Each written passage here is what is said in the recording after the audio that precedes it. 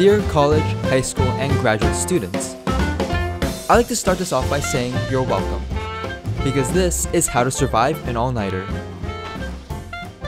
So you've been up all night making good use of your parents' tuition money, studying. The first thing I'd like to say is this: things will get better even after your adrenaline high dies off. See, your brain is on a 24-hour sleep cycle, so you will naturally feel the worst when you are scheduled to just have finished resting up. After all, you did miss every single second that you should have spent sleeping.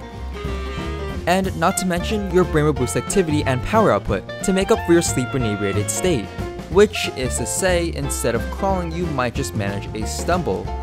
But of course, you're going to need more than that to keep your eyelids from getting very, very heavy. One thing you could try is simply turning on the lights. The body's natural sleep timer runs on melatonin, which is largely controlled by how much light your eyes detect.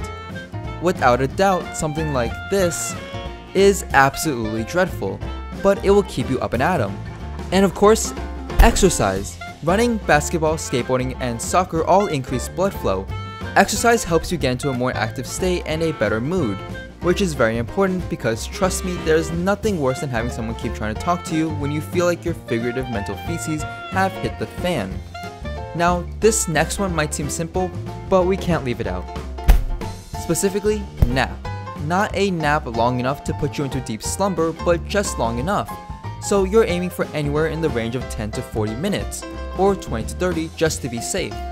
Sleep for longer than 40 minutes and you could fall into a deep sleep, and you would inevitably suffer from sleep inertia when you wake up. If you want to be strategic, you could drink coffee and get a good enough dose of caffeine into your system. Then take a 30-minute or so nap, and since caffeine takes around 15 to 30 minutes to start working, you'll wake up from your nap with an extra bit of readiness. I think now would be a good time to also mention that coffee only lasts 3 or so hours, and that caffeine only blocks adenosine from triggering sleep. It doesn't stop it. So while on caffeine, adenosine builds up, which means that when you crash, you will crash hard. So remind yourself to refill on coffee every 3 or so hours.